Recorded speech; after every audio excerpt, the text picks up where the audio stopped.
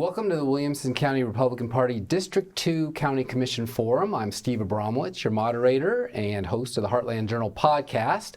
We invited 4 guests tonight, Justin Bumpus, Diane Giddens, Commissioner Judy Herbert, and Drell Floyd.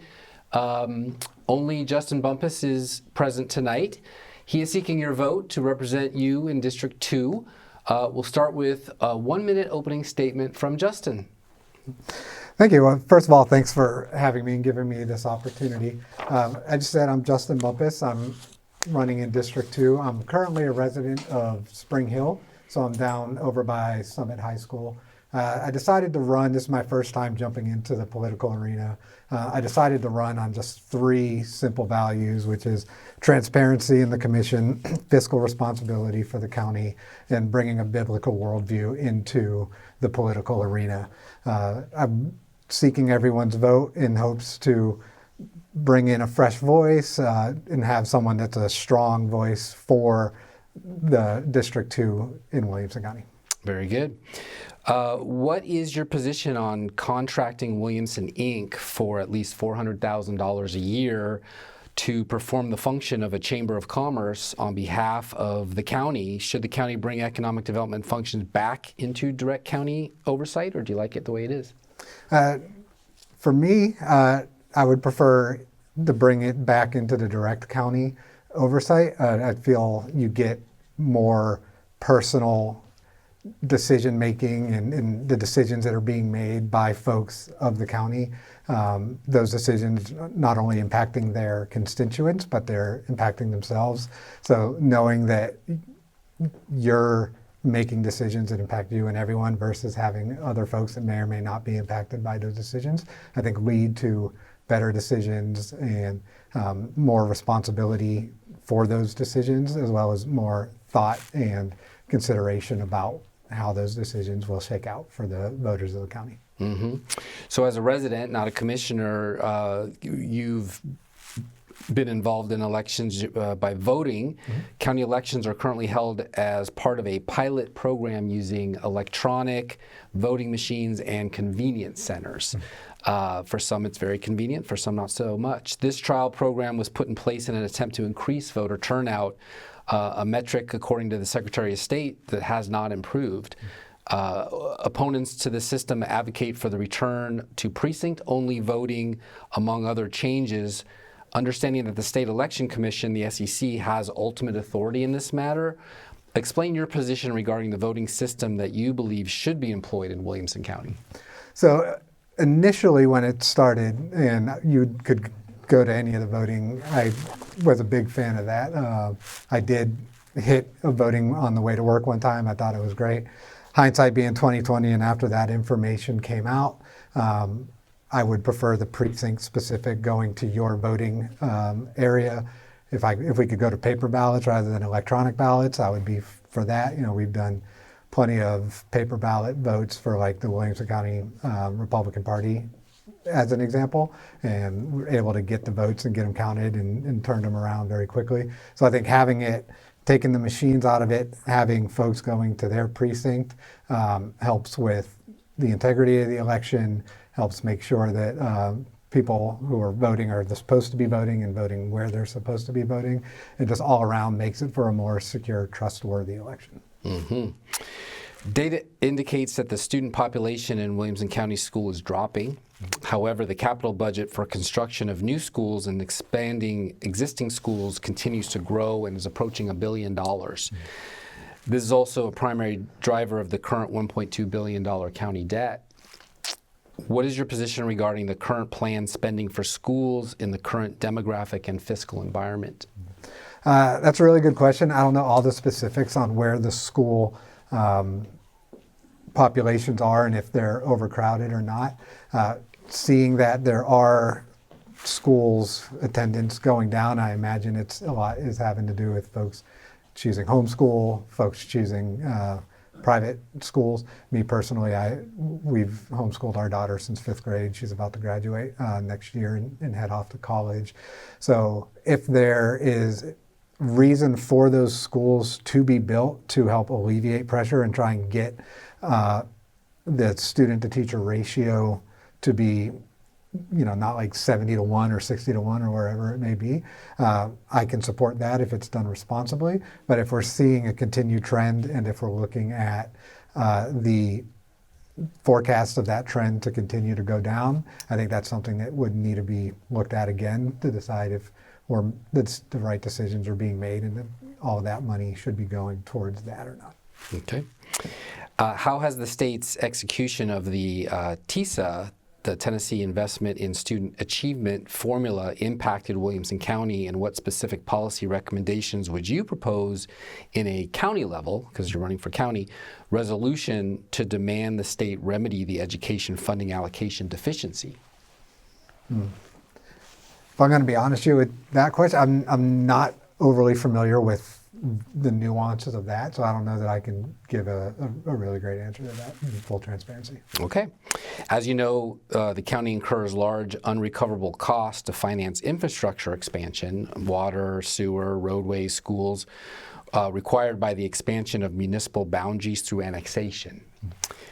What is your position regarding the recent Williamson County Commission resolution which demands that the state of Tennessee change the law to empower the county government to have a say regarding annexation?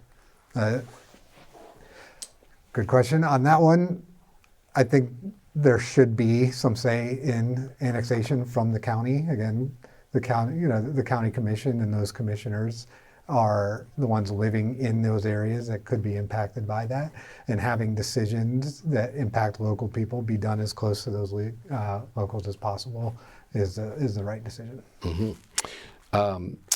So there's a sale going on right now, maybe not, of the Williamson County Health, the county hospital. Yes, sir. Major current issue around here involving potentially several $100 million. The debate centers on the preservation of a high-quality nonprofit hospital serving this community versus the liquidation of county ownership, which may or may not directly benefit us taxpayers. What's your position on this debate?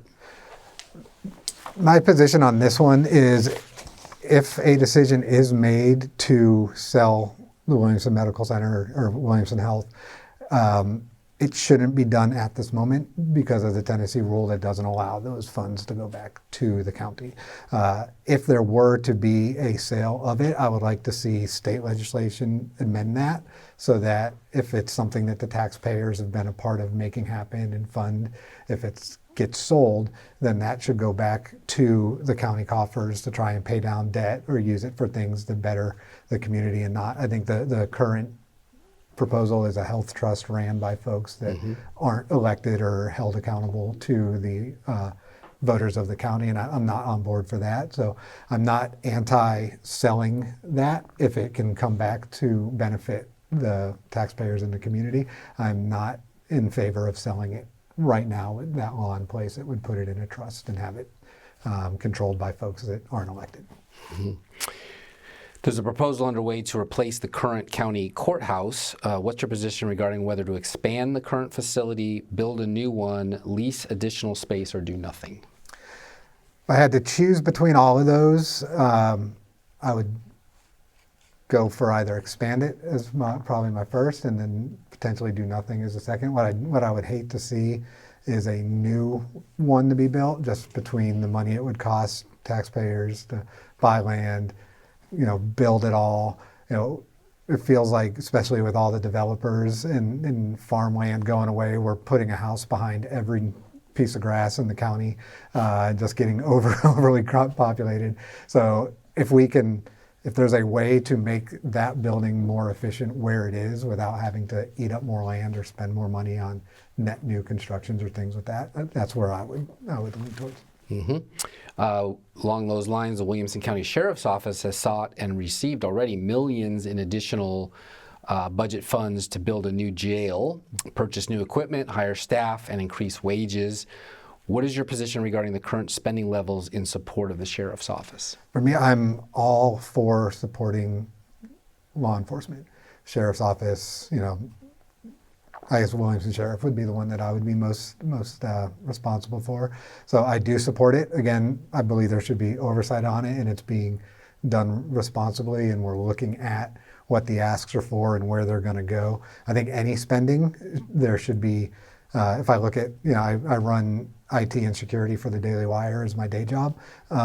So any spending that I'm doing, I'm having to justify it, explain benefit, return on investment, things like that. So I'd like to understand that so we're not just throwing the money at, but my default going into any new spend, especially around law enforcement, is to lean towards supporting of, unless there's a really compelling case to reallocate or to think about how to spend it differently. But law enforcement, first responders, I think are our most important citizens in the community and deserve support and funding.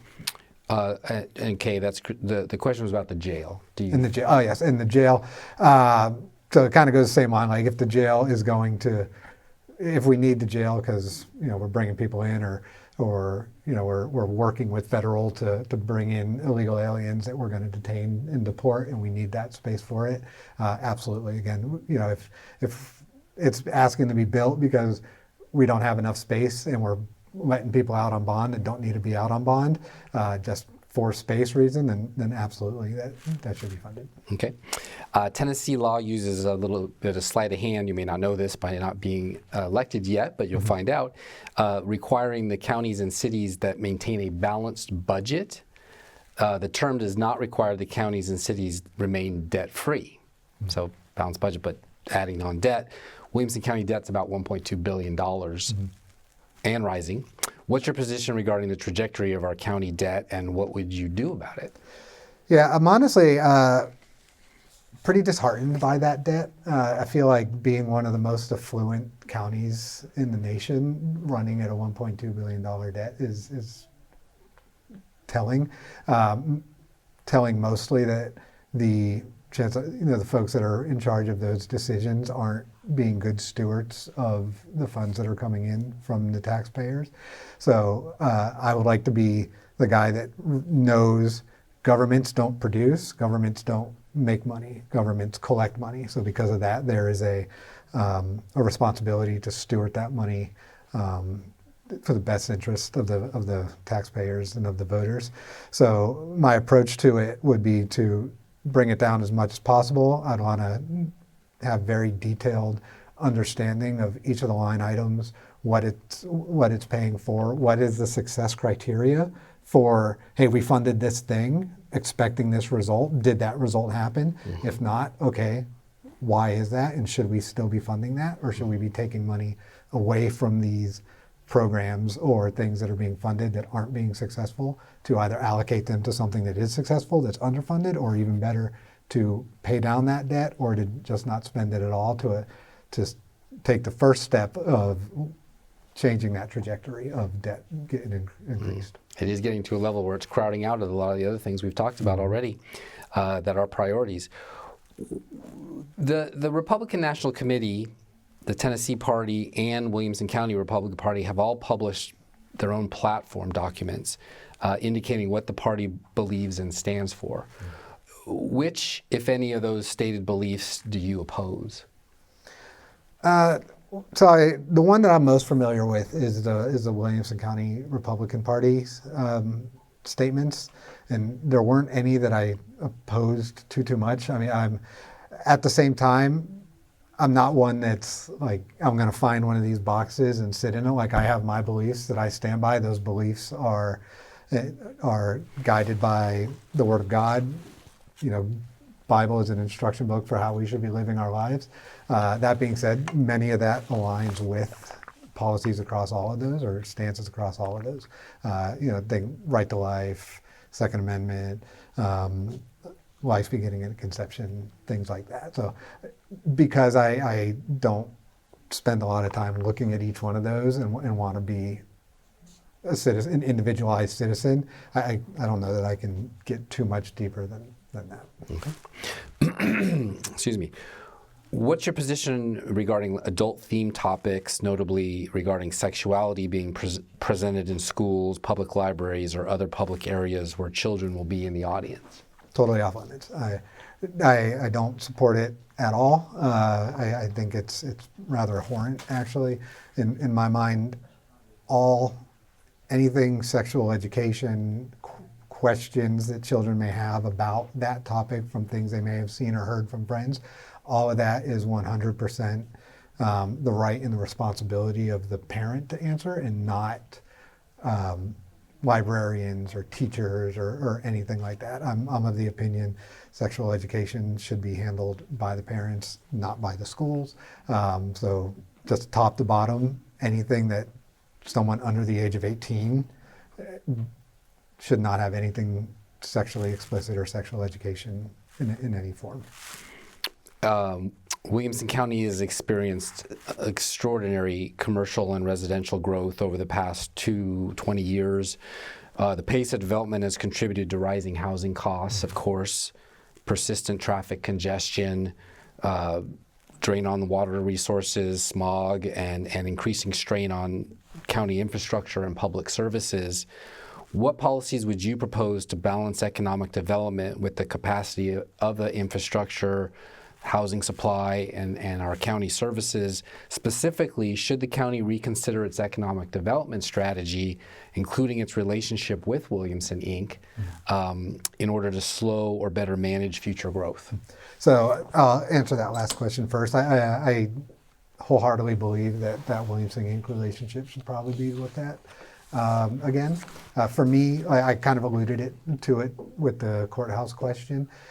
I'm all for trying to have some development and economic growth, but I also feel like there's plenty of opportunity within the county with structures that are already existing, empty structures that are not being used right now, that we can try and eliminate some red tape and some bureaucracy to let the free market do what the free market does and get these things built, and let businesses and do what they do to bring money into the county, versus waiting for the next family farm that's been in someone's family for generations to go on the market, get bought up, and put a 15-minute house on, or a 15-minute neighborhood in. Mm-hmm. Mm-hmm. Okay, that concludes our 60 and 90 second segment. Now we're going to do short answer, yes or no. So we'll try to keep it as specific as you can. Yeah. What's the most pressing issue in Williamson County today? The debt.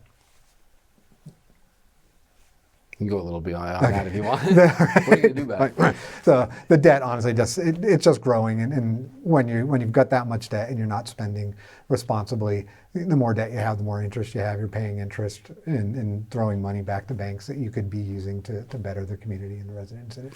Okay. What's the most pressing issue facing your district? Two.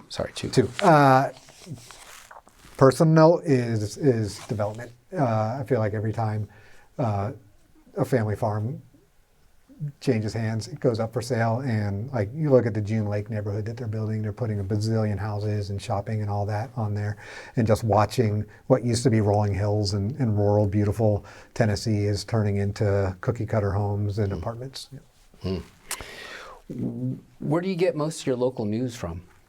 Honestly, where I work, working at the Daily Wire, we do have a lot of national news, but we do cover local stuff as well. I do spend a lot of time looking at trusted news sources on X, I have a couple of RSS feeds that pull in from a few different sources. Okay.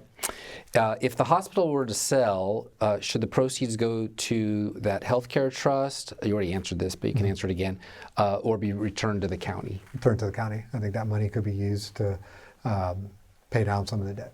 Okay. Oh, interesting. First time I've heard that. How many county commission meetings have you attended in the last year? I haven't attended any in person. I've watched them on the YouTube. Yeah, not a commissioner, so you got a day job. You can't, usually. So yes or no, should Williamson County end the annual $400,000 plus contract with Williamson Inc. and return to a traditional chamber model not funded by county taxpayers? Yes. What economic development function should the county still fund directly? That's a good question. I'll be transparent. I don't know that I have an answer for that one. Okay. These are things you'll trial by fire. You'll find out once you're there for sure. Should Williamson County advocate returning to precinct-only voting rather than county-wide convenience centers? Precinct only. What steps should the county take to advocate for this change? Honestly, the biggest one I think is messaging, making sure folks are aware that it's happening, and being very vocal about early voting and things like that to make it as convenient as possible, since a little bit is going away by going back to precinct only. Okay. Should Williamson County pause or reduce new school construction until enrollment trends and debt capacity are reevaluated? I would pause until it's reevaluated. What enrollment threshold should trigger new construction? Is that from a student to teacher ratio? In a world of puppy and unicorns play together, I would like no higher than 35-1 is where we would want to really start to look at that. Should Williamson County oppose annexation that impose infrastructure costs unless cities pay those costs? Yeah, I think at the very least, the cities should at least have some skin in the game on it. What legislative change should the county pursue to make that, if that were to happen? That's a good question. I can't answer that. Sorry. Should Williamson County sell its ownership interest in the hospital if an attractive proposal is offered? Not yet. Not yet. If we can get the law amended, then yes. What non-negotiable condition would, in your mind, have to be included in that sale? That it doesn't go into the trust and it goes back to the county where. So adamant no trust, yeah. Which means not now. Yeah, Got it. yeah. It has to be county. County is responsible for those funds. Or else no sale. Yes. Should the county reject building a new courthouse until expansion or leasing options are proven inadequate? Yes. What decision rule should determine the need? What would the courthouse need to be able to say, we have to do this, in your mind? In my mind, it would be cases, how long it's taking for cases to be heard, would probably be the biggest one. Okay. Should increases in the sheriff's budget be limited unless measured outcomes are demonstrated? Yeah, I think any spending, there should be, if not measured outcomes from previous, at least forecast and success criteria for the funding that are coming. So the metrics for you would be projected expenses? Yeah, if there's not the option to show what's been done up to that point with what they've had and why we're asking for more, then it would be projections. Okay, justify future spending with projections. This is for you. Specifically just to make sure we're being great stewards. Okay. Should Williamson County adopt a policy to stop increasing net debt until debt falls below a defined threshold? It's at 1.2-ish now. Where would you say, okay, now we can borrow again? In a world where the stars aligned, it would be 0, but it would have to, at a minimum, be half. Not knowing all the ins and outs of the county budget. Like a target of about half. Okay. What debt, let's see, that's, we just said that.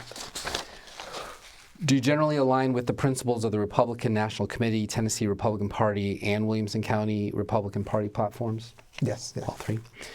Which principle is most important for county government? County government, I think it's the individual rights. It's spelled out in the Williamson County GOP statement. Should county-funded institutions restrict sexually explicit material from spaces accessible to minors? Yes. 5 minutes. Should Williamson County change its, wait a minute, before we move on to that, what policy should define restricted material? What policy? I think that's a great question to try and do quickly. And I don't want to say I'm banning books, but anything with God, that's a really tough one to say. It's a tough balance with freedom of speech and all that fun stuff. Because first of all, it's not banning books, but I would say anything with I want to say graphic, but that's explaining any kind of sexual acts or genitalia around sexes, like change sexes or the intercourse being described in that material. Okay. Explicit material like the old CDs and music that they used to do. Should Williamson County change its economic development strategy in order to slow or better manage commercial and population growth that is contributing to housing price pressure, traffic congestion, and strain on county infrastructure? I think so. I think it should be slowed down a little bit, and I think there should be more focus on the commercial versus the residential. And using spaces that already exist that we can get more out of by getting out of businesses' way. What specific policy tools should the county use to manage growth? For example, infrastructure concurrency requirements, development impact fees, or changes to economic development contracts with Williamson Inc.? I think the infrastructure impact, ensuring that if there's not infrastructure in place to support the growth that's being proposed, that there's a plan for it with a deadline. If there's a way to put any teeth into those deadlines if they're missed, again, I don't know the ins and outs enough to say that. Okay. That would be how to do it. Okay. Well, now will be time for 2 minutes of your closing statement. Sure. So again, I appreciate the time here. Like I said, there's certain things. This is a new endeavor for me. I'm not a politician by any stretch of the imagination. Hope to get everyone's vote. Again, my driving principles are that fiscal responsibility, the transparency in the committee, so that everyone understands what's being discussed in the committee, what's being voted on, how I voted, and why I voted for that, and then that biblical worldview to have the church and folks with that center in Christ having a voice in the community. We were given the instruction book. There's no reason why we shouldn't be using it. I wish I had an opportunity to hear some of my colleagues here and what they had to say. But I just want to hammer down that individual rights is big to me. That's why I mentioned not being fully aligned with any one of those platforms or digging into them deeply. Having that fiscal responsibility, getting the debt down, being a voice for District 2. It's a big district and it's growing pretty quick. You heard me allude to it. It was rural at one point, and it's getting less rural as they keep putting more houses on it. So being able to support that in a way that's responsible, that us in District 2 can live with, and not take an hour drive 30 miles to work every day like I do today. And just, like I said, just asking for everyone's consideration and look forward to the primaries coming up. All right. Well, thank you for your time, and thank all of you from District 2 for tuning in and listening to the candidates have to say. I'm Steve Abramowicz. I was your host and the host of the Heartland Journal podcast. And good luck, and be sure to vote. Apathy is not a good thing. Let's be active participants in our democracy and vote. Good night.